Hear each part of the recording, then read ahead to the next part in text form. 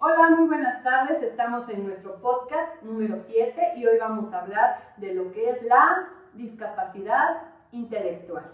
Y bueno, aquí nos encontramos con Andrea, que ya la conocen, que es nuestra psicóloga clínica encargada de atender a adolescentes y adultos.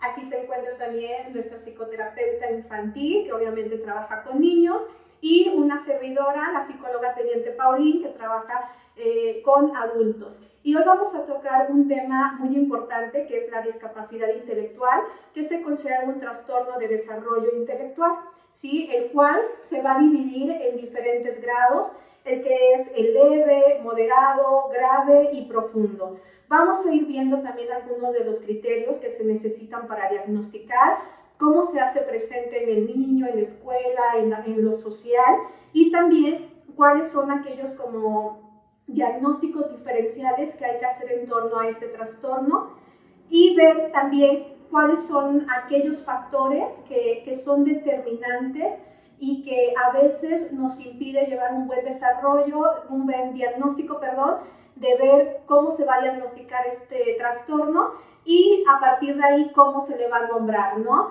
Esto más que nada lo hacemos porque, bueno, nosotros también nos dedicamos a lo que es el diagnóstico clínico. Entonces, a veces cuando uno entrega el diagnóstico, pues uno tiene que poner ahí si es leve, moderado, grave, profundo, porque eso va a determinar también cuáles van a ser las expectativas del paciente, hasta dónde va a poder llegar y cuáles también van a ser sus limitaciones. Entonces, a veces los papás, pues les llegan los diagnósticos y cuando ven como esta jerarquía, pues no saben diferenciar, y por eso nos vamos a ir explicando poco a poco cada uno de ellos.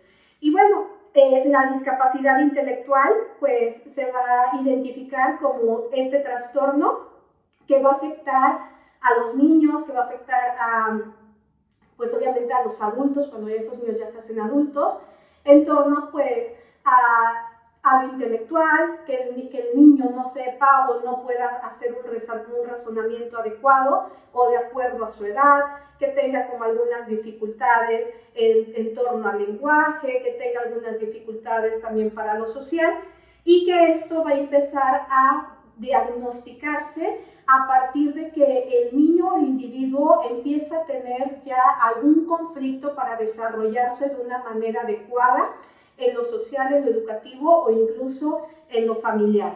Entonces vamos a ir viendo un poquito de ello, no nos vamos a ir tan técnicos porque la intención es que todos, como en parejo, cualquier persona, papás, maestros, psicólogos, puedan entenderlo y que no lo vean como algo tan complejo. Y bueno, Dani, que nos va a empezar a hablar un poquito sobre la discapacidad intelectual leve, que es la que vemos con mayor frecuencia, pero también es aquella que puede también como confundirse con otros trastornos o que va a ser diagnosticada como un trastorno asociado. Entonces vamos a ir viendo como algunas características, cómo lo podemos ver, y también que ella nos explique un poquito cómo lo va trabajando dentro de la terapia con el niño que es diagnosticado con un trastorno de desarrollo intelectual leve.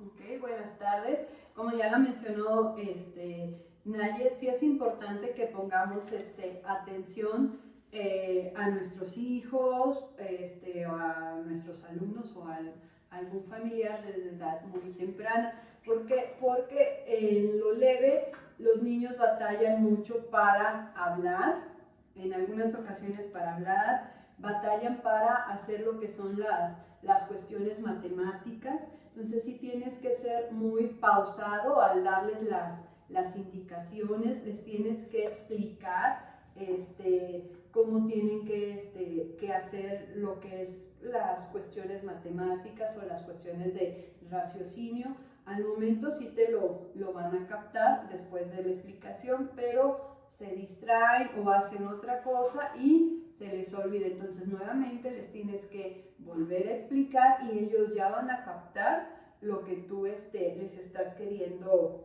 decir y lo que ellos también están entendiendo. También otra característica es de que les cuesta trabajo entablar una conversación, las palabras que utilizan son muy cortas, inclusive son un poco muchas, donde sí les tienes que poner atención, o a veces tú las tienes que terminar o tienes que adivinar qué es lo que él te está diciendo para que lo puedas ir entendiendo. Sí, que aquí lo que dice Dani es bien importante porque muchas veces se confunden las escuelas porque dicen es que el niño es flojo, es que el niño está tonto, que también llegan a decir, es que ya todos están diciendo que está tonto, que se hace tonto, que es un flojo, que por más que se le enseñe el niño no entiende. Y a veces no entendemos que más que a que el niño no quiere entender, el niño realmente no lo está captando porque él tiene a lo mejor una discapacidad intelectual en donde su lenguaje llega a ser limitado, como dice Dani, y entonces cuando alguien está explicando, la maestra, por ejemplo, pues el niño no logra captar todo eso. Y entonces ahí es cuando ya el niño llega a terapia y muchas veces llegan y le dicen, o no sé si has visto, Dani, que luego te dicen, es que lo traigo porque la maestra dice que es bien flojo porque no termina los trabajos. ¿Sí? Y se pone a jugar. Pues sí, el niño se pone a jugar porque obviamente no está entendiendo nada y ahí es donde nosotros entramos también para ver desde a partir del diagnóstico cuál es la edad mental del niño a partir de esta discapacidad intelectual que existe para ver hasta dónde él puede integrarse ese conocimiento y a partir de qué y con qué estrategia se va a dar. Sí. ¿Sí? ¿Cómo trabajas esto en el consultorio, Dani? Cuando te traen a terapia, que ya diagnosticaron que el niño tiene una discapacidad leve, que ya se dieron cuenta que a lo mejor el niño no tiene un vocabulario de acuerdo a su edad y que empieza a tener problemas en su escuela para captar los números, las letras. ¿Qué pasa ahí?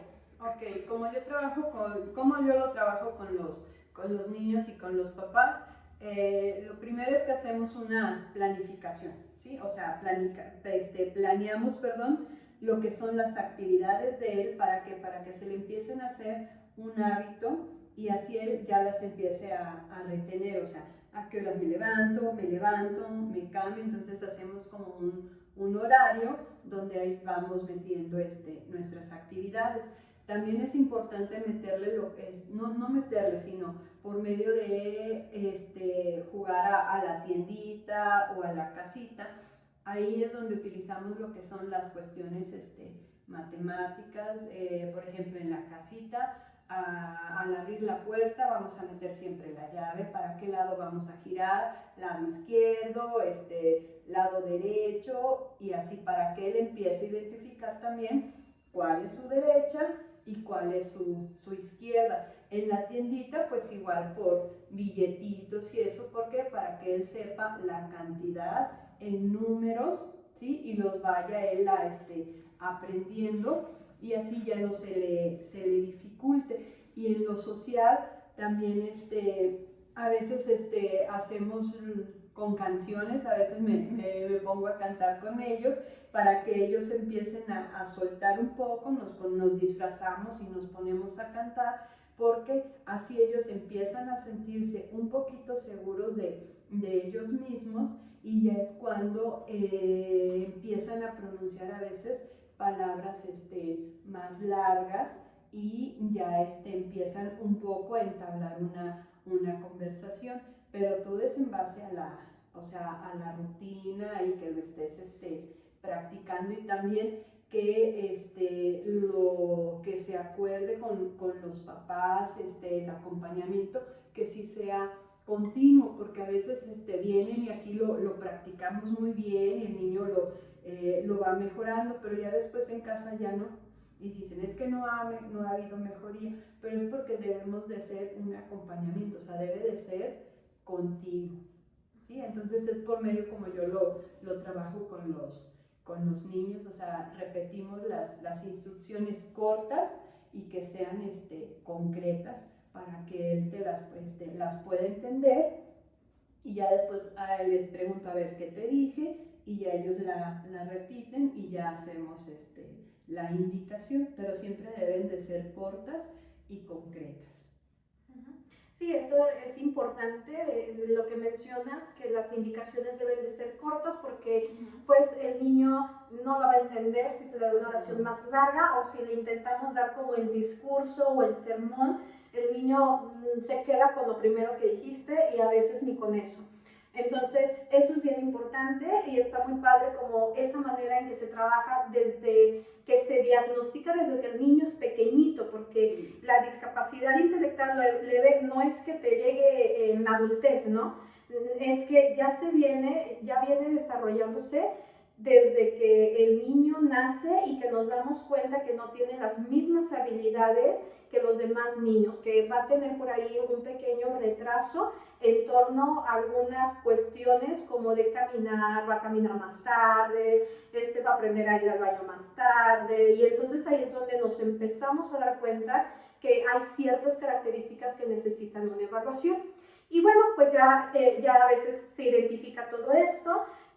También existe lo que es la discapacidad intelectual grave, que esa nos va a hablar un poquito Andrea sobre la discapacidad intelectual en ese sentido, ver cómo se identifica y cuáles son algunos de los criterios que se van dando por ahí. Bueno, en la discapacidad intelectual moderada. Perdón, moderada. Moderada. Leve, moderada. Sí, algo importante que mencionan ahorita justo es como uno de los criterios para poder diagnosticar con la discapacidad intelectual es que justamente se ubica en el desarrollo, ¿no? En esa parte del desarrollo, no ya cuando eres un adulto. Y claro que el desarrollo incluso mencionan es hasta los 18 años más o menos, dependiendo, pero se ve siempre desde la edad preescolar. En la moderada es como el niño desde preescolar hasta la edad adulta, vamos, tiene dificultades para desarrollar sus habilidades conceptuales, o sea, va más lento.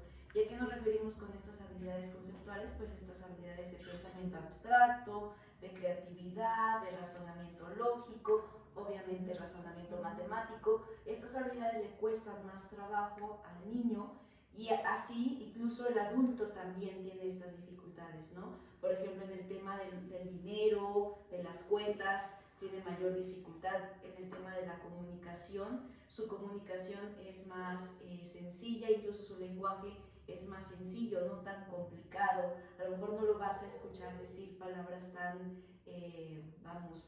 difíciles, porque su lenguaje es pues más sencillo, ¿no? Aquí es evidente que el niño y el adulto puede obviamente tener su autonomía y ser autosuficiente, pero siempre va a necesitar de alguien que esté ayudándole sobre todo a recordar cómo se hacen las cosas, a recordar su rutina, a recordar qué le toca hacer. Y claro que sí, después de más repeticiones, el niño pues va a aprender a bañarse solo, a ir al baño, a hacer sus cosas por él solito, pero sí va a necesitar mayor acompañamiento. En el tema social, por ejemplo, también es importante revisar, porque a lo mejor puede ser un niño que se aísla por lo mismo que no tiene esas habilidades sociales, porque no sabe cómo comunicar, no sabe cómo decirlo, entonces tiene que haber ese acompañamiento, ¿no?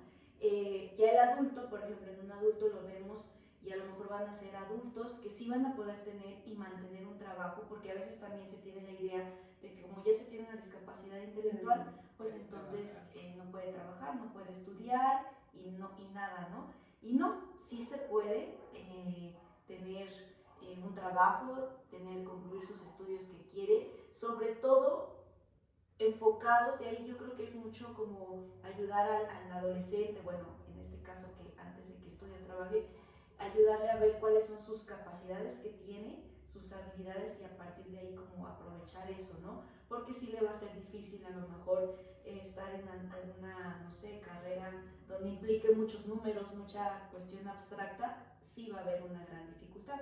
Que sí lo puede lograr, sí, pero necesita mucho acompañamiento. Y en el trabajo, regularmente sus relaciones sociales pues van a ser más distantes, van a ser pocas sus relaciones que pueda llegar a tener, pero puede ser, más bien, son adultos funcionales, ¿no? Que pueden ser autosuficientes y pueden hacer todo por ellos mismos, pero siempre que hayan tenido como un acompañamiento desde la infancia, ¿no? Con un buen diagnóstico se puede tener pues un buen acompañamiento, un buen tratamiento, y entonces serían adultos funcionales, ¿no?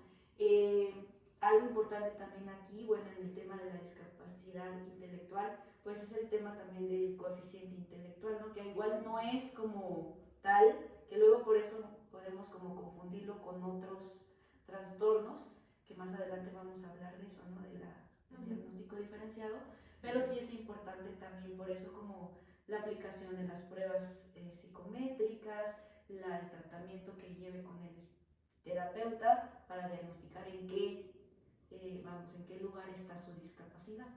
Pero sí, el moderado todavía puede tener una vida muy funcional. Sí, efectivamente, y bueno, yo creo que aquí es bien importante cuando dice Andrea el diagnóstico a tiempo, desde que la persona es todavía un niño, en el caso de que sea una discapacidad de desarrollo, porque pues al niño se le va enseñando esas habilidades para que el adulto pueda ser un semblante en lo social, ¿no? Por ahí me acordaba de hace muchos años, tenía el caso de un chico que era un adulto que tenía una discapacidad intelectual moderada, pero como nunca se le llegó a ese diagnóstico desde pequeño, al chico lo diagnostican cuando era grande y tenía como serios problemas en lo social, porque él para poderse integrar tuvo que hacer una vida como de ilusión, ¿sí? Ficticia, en donde él se creía que era el mejor DJ de su estado, y entonces él quería ir a tocar, hacía los eventos, cobraba, entonces la gente pues pensaba que efectivamente él era un DJ, lo contrataban y entonces él llegaba y pues no era así, él llegaba con una computadora simple, sencilla, y entonces eso iba generando problemas en lo familiar, ¿no? Y en lo social y en todos los aspectos, porque obviamente la gente se quejaba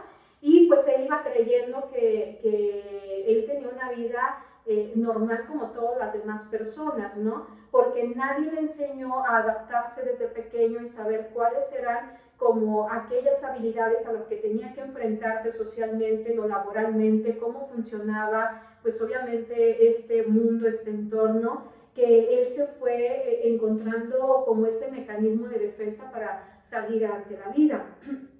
Y trabajar con un adulto así se vuelve muy complicado porque al final es un adulto que ya formó su personalidad y que no va a querer que alguien venga y le diga algo, porque hay que recordar que sigue siendo un adulto.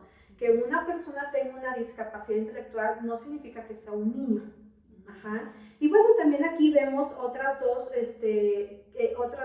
variantes de la discapacidad, que es la discapacidad intelectual grave, en donde la grave, pues ya vemos como este aspecto en donde la persona no puede comunicarse como tal con un grado de palabras de acuerdo a su edad, sino que va a ser una comunicación limitada. Y esto pues obviamente va a hacer que tenga problemas en lo social porque no va a poder mantener una conversación profunda, no va a poder estar tanto en lo educativo porque se le va a olvidar las cosas. Entonces son pacientes que a veces se les ayuda a tener una profesión, ¿sí? Se les ayuda en sus capacidades manuales y demás para que ellos puedan tener pues un sustento o herramientas para enfrentarse a la vida solos. Son personas que desde chiquitos pues necesitan un acompañamiento todo el tiempo, la mayoría del tiempo. Sí pueden lograr adaptarse siempre y cuando desde pequeños pues esté trabajando con ellos hasta que adquieran las habilidades que requieren para ser un ciudadano funcional, ¿sí?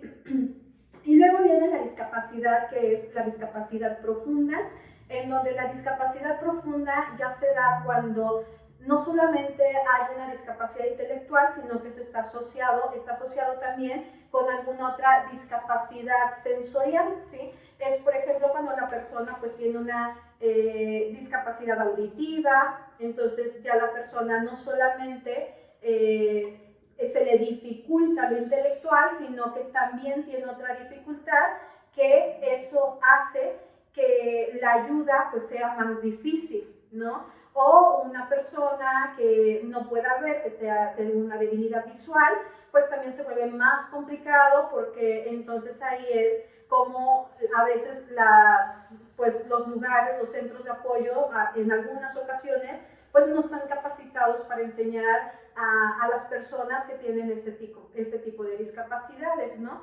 Y entonces ahí vamos a ver también a personas que tienen no sé, una parálisis cerebral, que pues ya se vuelve complicado, son personas que a veces no pueden moverse, personas que no pueden comunicarse, personas que tienen que la familia pues ayudarles a pues hacer todas sus necesidades, y prácticamente pues ahí es cuando hablamos de una discapacidad profunda, que es muy difícil como avanzar en ellos, ¿no? Entonces, esos son los tipos de discapacidad, ¿sí?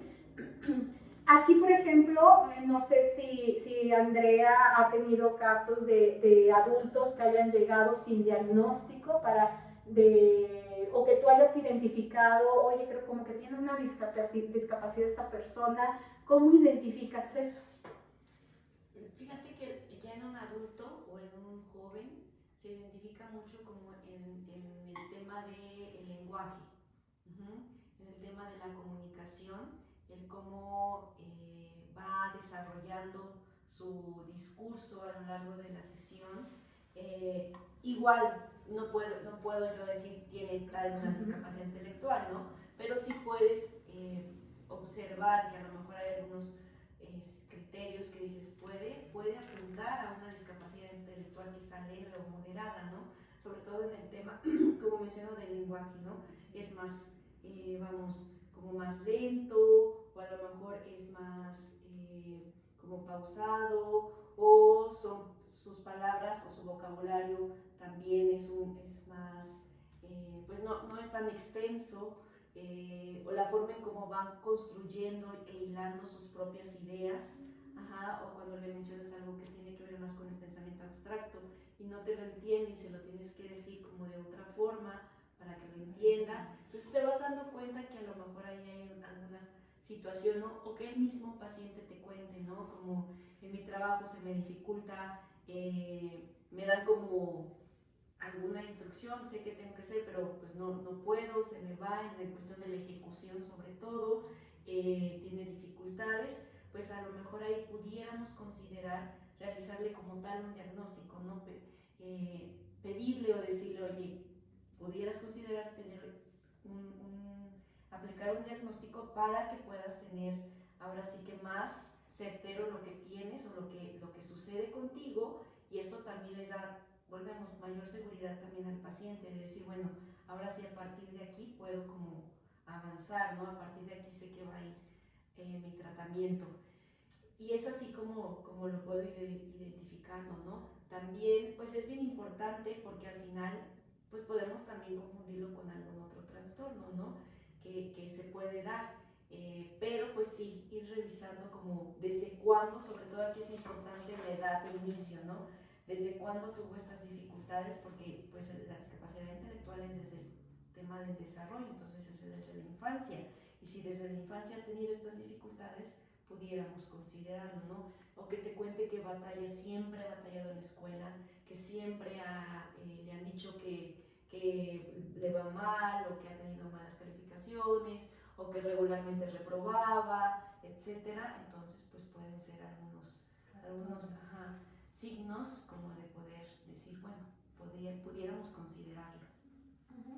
Sí, entonces aquí también nos vamos como esa parte de riesgos que existen dentro del diagnóstico, en donde nos damos cuenta que pues el riesgo mayor se da cuando la persona está diagnosticada con discapacidad intelectual de lo que es la moderada a la grave, en donde se sabe que pues ellos van a tener más probabilidades de desarrollar otro tipo de trastornos con el tiempo, donde puede darse una depresión, puede darse una ansiedad, puede darse otras cosas, porque pues obviamente ellos se dan cuenta, son conscientes de que hay cosas que se les dificulta y no entienden por qué, ¿no? Entonces se sabe que cuando hay una discapacidad intelectual de ese grado, pues es más fácil que esos pacientes piensen en el suicidio, intenten el suicidio y tengan constante pensamientos suicidios a lo largo de su vida. Entonces creo que es una población de alto riesgo y que a veces pensamos que una persona que tiene una discapacidad no llega a suicidarse y a veces es todo lo contrario. Entonces ahí viene como también esa importancia del diagnóstico y ver también que el diagnóstico pues no simplemente es tan fácil como se cree, porque primero se hace una historia clínica. Creo que aquí Dani pues sabe lo que es la historia clínica, lo que se le pregunta. ¿Qué le preguntas a los papás cuando vamos a empezar a integrar un diagnóstico? ¿Qué preguntas? Ok, lo primero es la historia familiar, los datos básicos del niño. Ya posterior nos vamos a los datos clínicos. Como datos clínicos, ¿cómo fue el embarazo de la mamá? ¿A qué edad se embarazó la mamá? Si tuvo un embarazo tranquilo, si tuvo un embarazo complicado, si el bebé, o sea, en este caso el producto, pues llegó a término, cómo fue el nacimiento, inclusive si tuvo algún cuidado especial. También eso, aunque a veces decimos, ay, claro que no, sí, o sea, también eso implica las cuestiones en el desarrollo. También importante saber si en la familia hay ya un antecedente, porque luego a veces como que eso lo vemos mal o lo estigmatizamos y no queremos decir que en mi familia hay esto, en tu familia esto. Entonces no, o sea, sí es importante checar el antecedente de la familia directa, tanto de la mamá como del papá, si hay alguna cuestión o algún familiar que pudiera tener algún trastorno o algún padecimiento que sea importante saber. También es muy importante saber si el niño te gateó o no te gateó, saber a los cuántos meses él te empezó a balbucear, a los cuántos meses sus palabras fueron cortas, a los cuántos meses o años sus palabras fueron un poquito más largas, a los cuántos meses sostuvo su cabecita o duró parada, no parada, perdón, sentada o sentado. Entonces todo eso es muy importante cuando yo les empiezo a realizar lo que es la entrevista. Entonces sí soy muy minuciosa en esos detalles. ¿Por qué? Porque eso nos da un antecedente de el por qué el niño o la niña está actuando o tiene esas actitudes en lo actual. Porque incluso me ha pasado papás que o sea, en lo mínimo ni siquiera observan si su hijo chupa la paleta o no. Entonces desde ahí te puedes dar cuenta de varias cuestiones. Pero sí, eso es prácticamente un poco de lo básico que les pregunto a los papás. También es importante saber si les han dado temperaturas altas, porque eso también en su momento llega a afectar lo que es el cerebrito de los niños. Entonces sí, saber de qué enfermedades ellos se enferman más frecuentes y de ahí empezar a trabajar con ellos. Sí, aquí lo que tú dices es básico, lo de la historia familiar. A veces cuando les preguntas a los papás, oye, ¿hay antecedentes de alguna discapacidad intelectual? Te dicen, no hay ninguno. Y luego cuando ya le das el diagnóstico, te dicen, bueno, fíjate que tenía un hermano que batallaba para aprender, pero nunca se le diagnosticó. Y ahí es cuando ya empiezan a salir, o bueno, es que su papá es igual, ¿sí? Y entonces esto es importante porque vamos revisando también hasta la tercera generación, ¿no? Hay que saber que si viene del lado materno, pues es más fácil que eso pueda ser heredado en el niño, ¿sí? Y que va aumentando si el papá y la mamá lo tienen, entonces va aumentando el porcentaje y aumenta mucho más pues si la abuela, la mamá lo tuvo y el niño pues obviamente también. Algo que vemos aquí en la discapacidad intelectual es que afecta más a las mujeres que a los hombres. Entonces cuando hay una discapacidad intelectual en las mujeres generalmente es profunda a grave, profunda, y en los hombres pues sí puedes ver como más otros rangos, ¿no? Y bueno, también la importancia del coeficiente intelectual, como dice Andrea, el coeficiente intelectual nos sirve, pero ya cuando hay algunos otros trastornos por ahí que nos impiden, que sabemos que van a salir bajos, pues ahí se evalúa solamente el percentil, ¿sí? Que ese es el que nos indica también si hay un desarrollo intelectual bajo, ¿no? Entonces vamos a ir viendo todo eso, no solamente nos enfocamos en esa parte, sino que también nos enfocamos en la cultura. ¿Por qué? Porque no es lo mismo un niño de la ciudad que un niño que venga de una comunidad, ¿sí? Es evidente que el niño de la ciudad va a estar como más activo, va a tener un conocimiento diferente y va a salir alto en el percentil de las pruebas de inteligencia, ¿no? Y es evidente que un niño que a lo mejor habló otra lengua, que a lo mejor tuvo carencia de educación, que a lo mejor no tuvo los recursos en cuanto a la alimentación, pues vamos a ver que es un niño que va a salir con un percentil más bajo, pero eso no significa que tenga una discapacidad intelectual, ¿sí? Entonces ahí es donde tenemos que checar muy bien cómo ir haciendo este diagnóstico diferencial en cuanto pues, a lo social, en cuanto a lo cultural, incluso a lo económico, socioeconómico también influye en esta parte, y ver pues cómo va impactando en la vida del niño, ¿no? Y bueno, también aquí empieza a ver cómo estos factores que nos determinan cómo vamos a empezar a diagnosticar. Por ejemplo, si el niño es menor de 5 años, en donde muchas veces las pruebas pues no están estandarizadas para ese rango de edad, entonces, y vemos que el niño no está teniendo las habilidades adecuadas de acuerdo a su edad, pues se le va a diagnosticar como retraso global de desarrollo, porque todavía no sabemos si se va a dar una discapacidad conductual o no, ¿sí? Simplemente la dejamos así y se le pide a los papás que más adelante vengan a hacer nuevamente la evaluación para que puedan aplicarse pruebas estandarizadas de acuerdo a su edad, a su género y demás.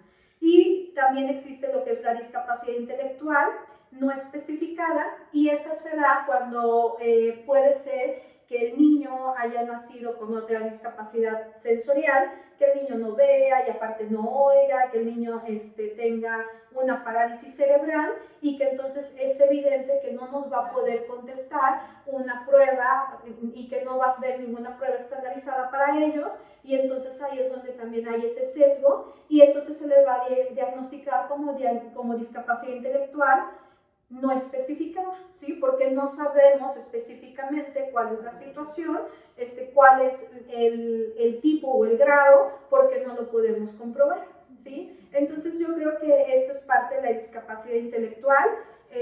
Creo que se acompaña de muchos trastornos, por ejemplo, cuando diagnosticamos con autismo, a veces ponemos abajo diagnóstico asociado, discapacidad intelectual, tal, ¿no? Y ahí es donde nosotros vamos a especificar a qué se debe, cuál es el grado, y que esto va a ayudar tanto a los papás, a los maestros, a los terapeutas, a saber cómo vamos a empezar a trabajar en este sentido, ¿sí? ¿Hay algo que ustedes quieran decir para cerrar el tema? ¿Algo que quieran compartir?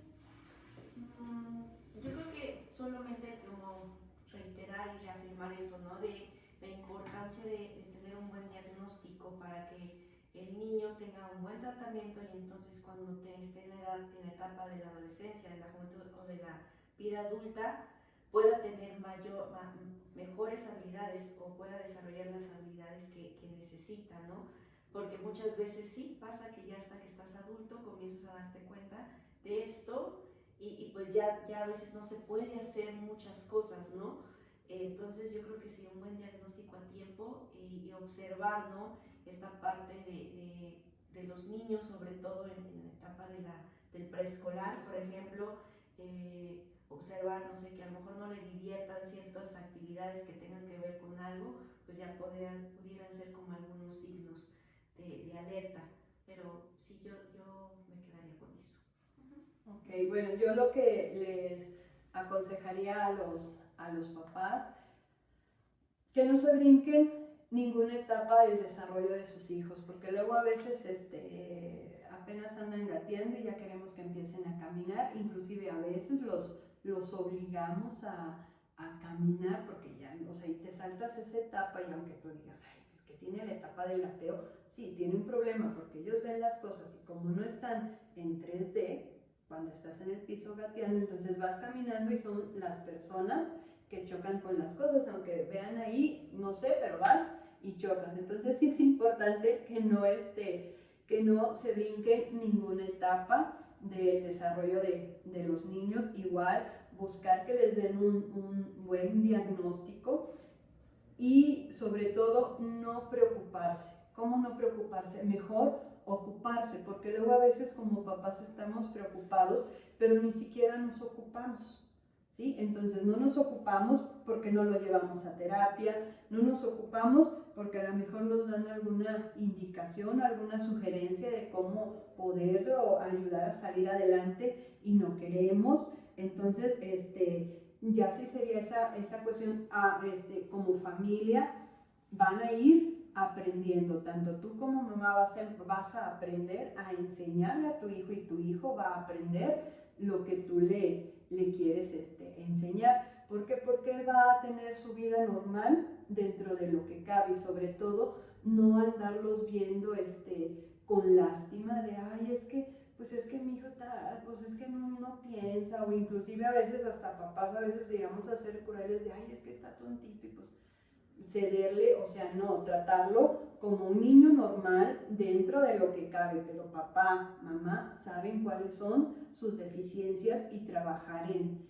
ese sentido con ellos, pero sobre todo, o sea, no brincarse ninguna etapa para que ellos puedan tener un mejor desarrollo y sobre todo ocuparse los papás en cómo ayudo a mi hijo a que él salga adelante para que él se pueda valer por sí solos, porque luego a veces como papás les queremos resolver la vida y después no sé si te han llegado ni que llegan como adultos con una discapacidad que a veces sí pueden hacer las cosas, pero como los acostumbramos los papás de pequeños a resolverles, entonces ahí estás ya haciendo otro tipo de actitudes que no son positivas ni para el niño en su momento ni para el adulto. Esa sería como mi recomendación.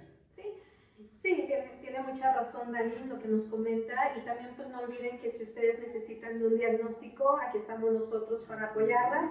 No trabajamos una sola, sino que es una forma integral, en donde alguien hace la entrevista clínica, se hace la aplicación de pruebas, luego se hace la integración, que no la hace la misma persona, y entonces ya después somos dos psicólogas las que damos la interpretación y la valoración, y pues se hace una integración. Cuando es un niño, pues se le da recomendaciones para la escuela, para los papás, y la terapeuta también da recomendaciones para trabajar en terapia. Entonces, pues creo que siempre vamos a ir como apoyando esa parte de trabajar de una manera integral, ¿no? Porque de una manera integral es como se puede ayudar mejor a las personas. Y bueno, entonces hasta aquí le dejamos y nos vemos el próximo sábado. Bye.